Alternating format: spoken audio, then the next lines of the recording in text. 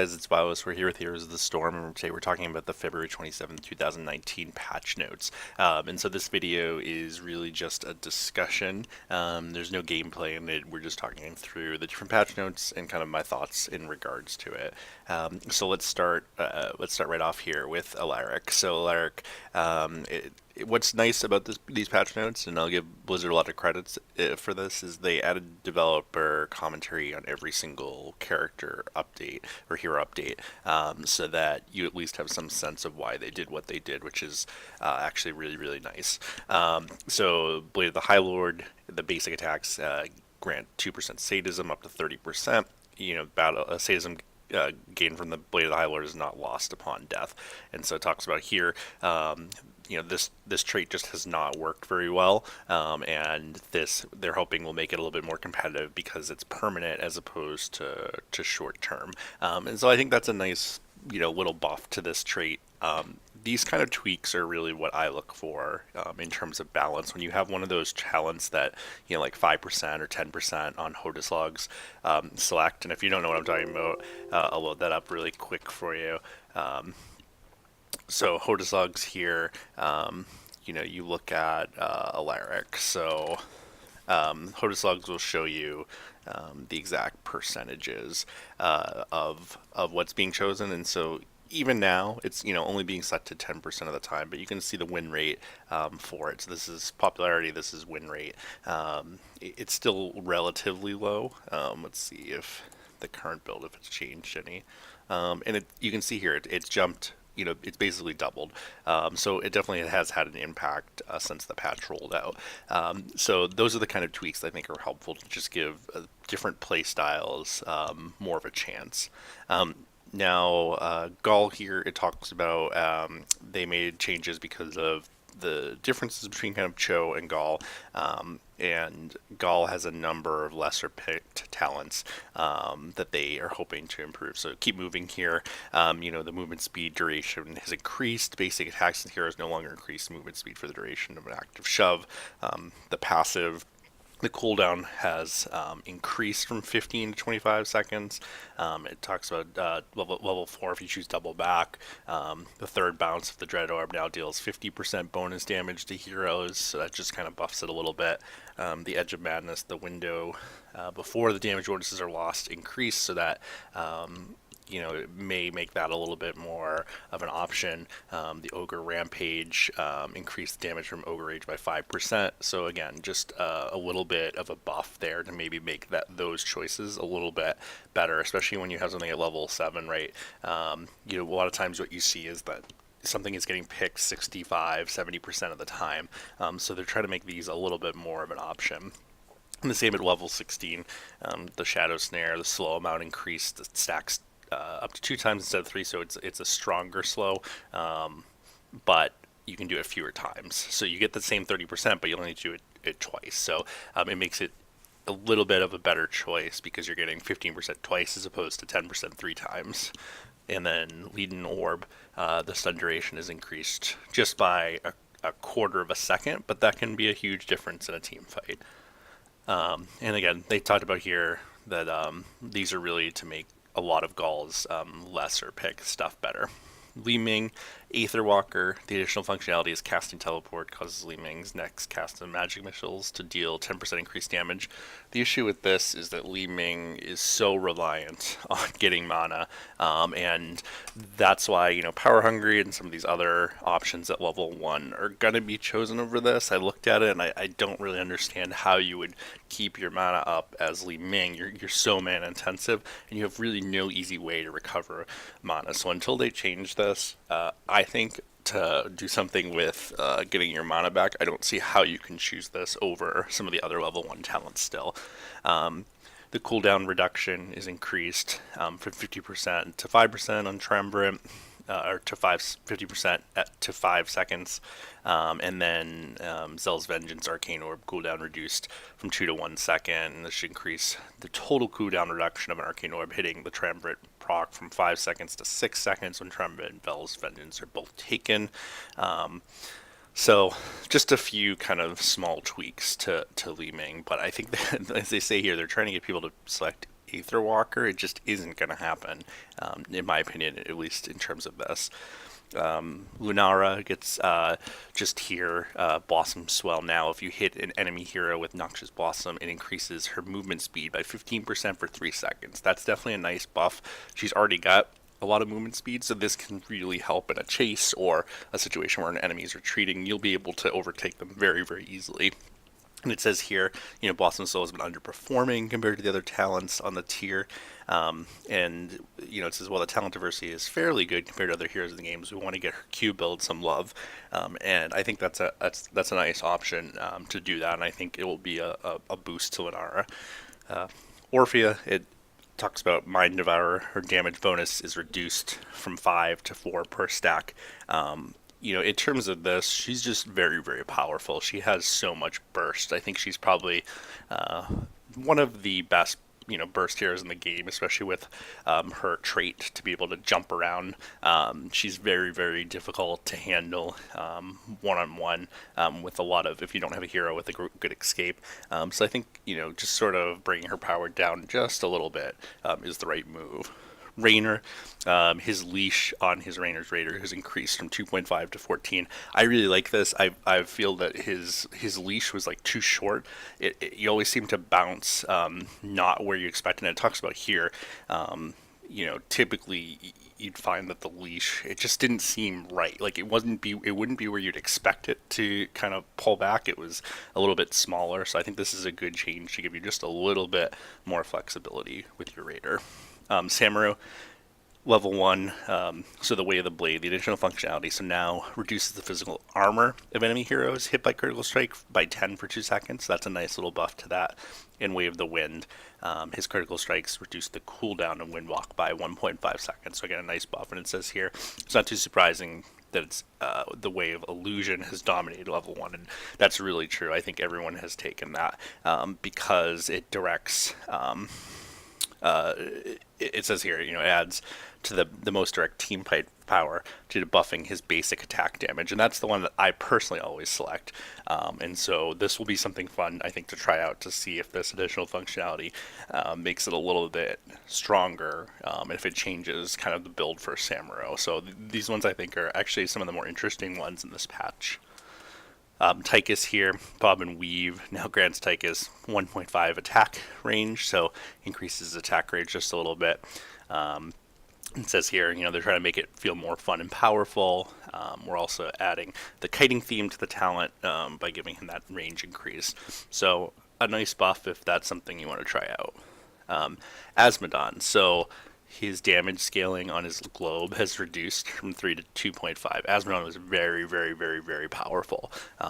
As of, before this last patch, to me, he was just dominant. When I played him, I had a very, very high win rate playing him over the last couple of weeks.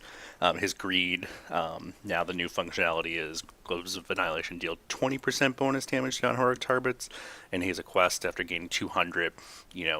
All Shall Burn increases 25%, and Demon Walkers, or the range increases 25%, and Demon Walkers gain movement speed and attack speed. So that's a nice buff, and it's just a different build style, and so I think that's important, especially because at level 1 almost everyone is taking Gluttony, so it just makes that a more viable option. And then Sin's Grasp, it says all shall burn, slows enemy by 15%. The channel finishes, increase the slow to 45. So this is almost, what they're trying to do here, it seems like, is rebuild the all shall burn. It used to be that Asmodon could just sit there and all shall burn, and I would take all those all shall burn talents maybe about a year or two ago. And when they reworked him, they made it so that it was really all about the globes and whatnot. So this is just sort of a rework to try to give some of these other all shall burn stuff some buffs. In Trample here, the cooldown is reduced significantly, 60 to 20 seconds. And it talks a little bit about that scaling damage is just too strong. He becomes almost unstoppable. If you get up to 40 or 400 of the stacks, you basically can stomp the other team almost single-handedly. If you get a globe into a team fight, it's basically over. And so, I think this will be helpful, especially if you like using his all shall burn type stuff. Medivh, Temporal flux, the cooldown reduction changed from 1 second per basic attack and 3 for Arcane Rift to 3% per basic attack and 9% per Arcane Rift hit. And so it says we like the talents that lower heroic cooldowns, but unfortunately many of the heroes who have these talents also have heroics that with wildly different cooldowns, which makes these talents hard to tune and pick in many cases. Because of this, we're standardizing these target talents to reduce a percentage of each hero's cooldown so that players feel free to set the target regardless of which heroic they take. So essentially they're saying that it was more beneficial in one than the other. Pervious, you see here, Null Gate, the range is just increased a little bit, and it talks a little bit about here. They want to make it harder to use because of this. We're buffing its range to make it a little bit more usable, so I think that's good. Pervious, for Pervious, Zagera, you can see here the Baneling Massacre, the additional functionality increases damage of the Banelings by 20%.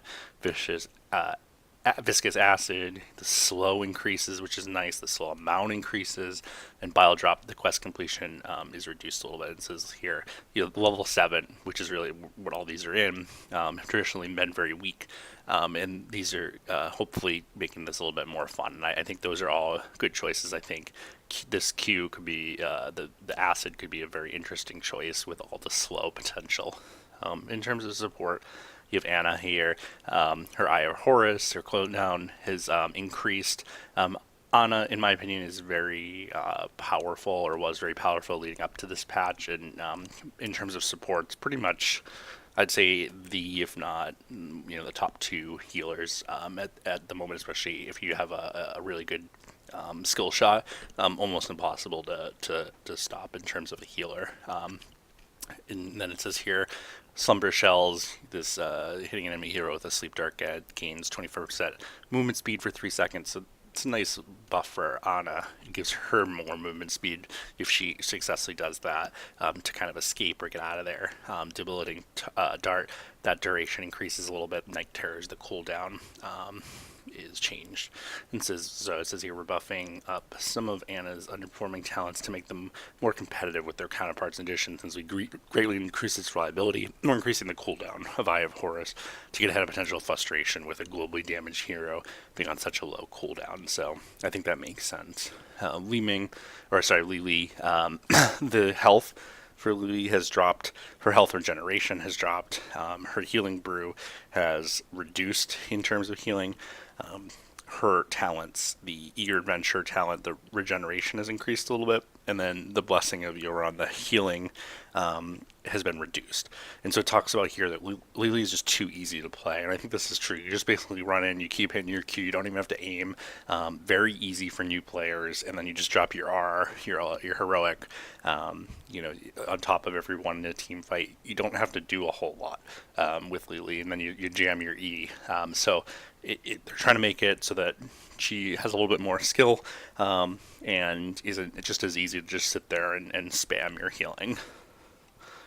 White Mane, the attack speed is reduced a little bit. Her basic attack damage increased. Her Searing Lash damage is increased a little bit, which is a nice change to make her maybe do a little bit more damage there overall. And then her Self-Righteousness talent and the healing is increased. And it talks about White Mane has some mana management issues, and really you can mitigate those mana issues with a specific build, but there's essentially, in my opinion, only really one build for White Mane right now. There's only one way to kind of keep her mana going all the time, and that's the build that I use, and maybe I'll do a video about it, but they probably will want to change that long term. It doesn't make a whole lot of sense. There's only really one way to play her, in my opinion, right now.